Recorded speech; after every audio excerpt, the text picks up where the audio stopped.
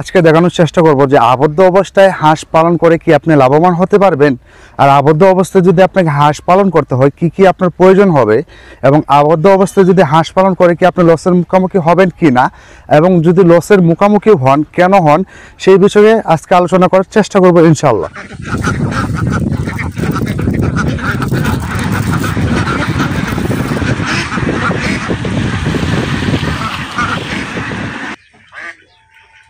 প্রিয় ভিউয়ার্স, আসসালামু আলাইকুম।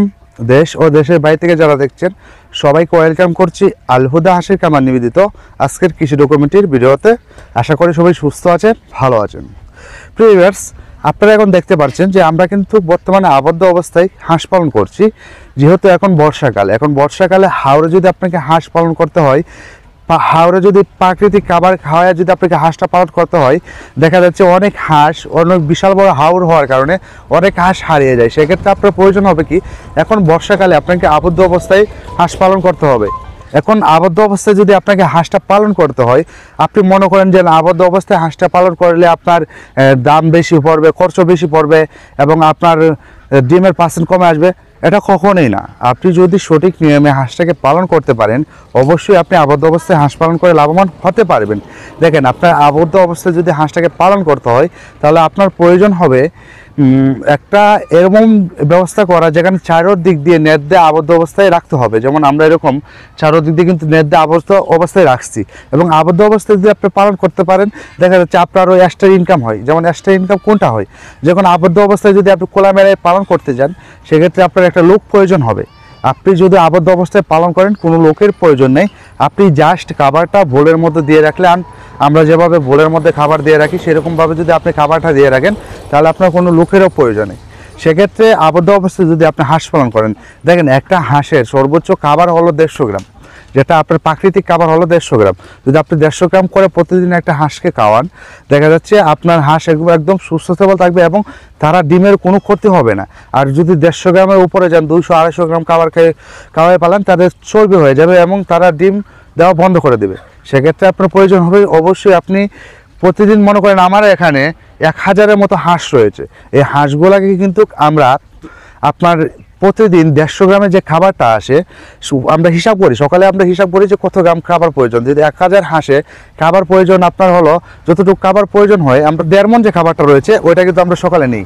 এখানে আমরা মিক্স করি কি 20% আপনার ফিট মিক্স করি, 30% আপনার গম মিক্স করি, আর বাদ বাকি 50% ধান। ওইটাকে আমরা সকালে কিন্তু ওই 150 কেজি খাবারের কিন্তু আমরা সকালে কিন্তু অখরি মিক্স করে ফেলাই। মিক্স করার পরে এটাকে 3টা ভাগ করি, 3টা ভাগ করার পরে 3 ভাগে আমরা 3 বেলা খাবার দিই। সকালে হাঁস বের করার পরে, গোসল করার পরে একবার দিই, দুপুরে একবার দিই, রাতে খামারে নেওয়ার আগে একবার দিই। সেক্ষেত্রে আমরা যখন দিই, এইটা যদি আপনি খরচ হিসাবে বলি, আমাদের দৈনিক খরচ আসে হলো একটা হাঁসের পিছনে আপনার 3 থেকে 3.5 টাকা খরচ আসে, এবং একটা হাঁসি থেকে আমরা প্রায় কত বর্তমানে ডিমের বাজার মূল্য হলো 15 টাকা। দৈনিক একটা হাঁস থেকে ইনকাম করতে পারি 11 টাকা। হ্যাঁ, এমন কিন্তু এখানে কিন্তু সবগুলো কিন্তু রানিং ডিম পারে না। এখন আমি এই 1000 হাঁস থেকে, এগুলো কিন্তু সম্পূর্ণ রানিং ডিম, ঠিক আছে, কিন্তু সবগুলো কিন্তু প্রতিদিন ডিম দেয় না।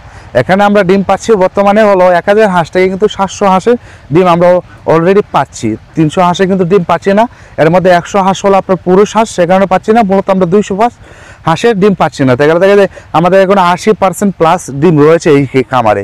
যেহেতু আমি যদি একটা হাঁসের পিছনে আমি ডেইলি 11 টাকা করে পাই প্রতিদিন, তাহলে আপনি মাস শেষে দেখেন কত টাকা ইনভেস্ট করে আপনি কত টাকা পাচ্ছেন। ভাই, আপনি যদি চাকরি বাদ দিয়ে হাঁসের বিজনেসটা শুরু করেন, আপনি যদি অরিজিনাল যে খাকি ক্যাম্বেল হাঁসটা রয়েছে সেটা নিয়ে যদি আপনি খামার শুরু করেন, ইনশাল্লাহ অবশ্যই লাভবান হতে পারবেন।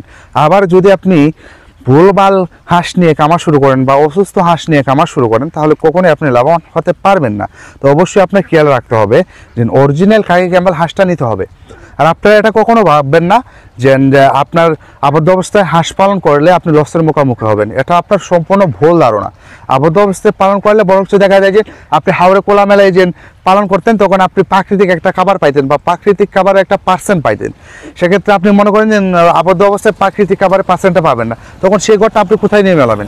দেখেন, যখন আবদ্ধ অবস্থায় করবেন আপনাকে হাঁসটা, তখন কিন্তু আপনার কোনো লোকের প্রয়োজন নেই। একটা লোককে আপনি কম হলেও 15 থেকে 20,000 টাকার মতো বেতন দিতে হবে, তখন কিন্তু এই বেতনটা আপনার দিতে হবে না।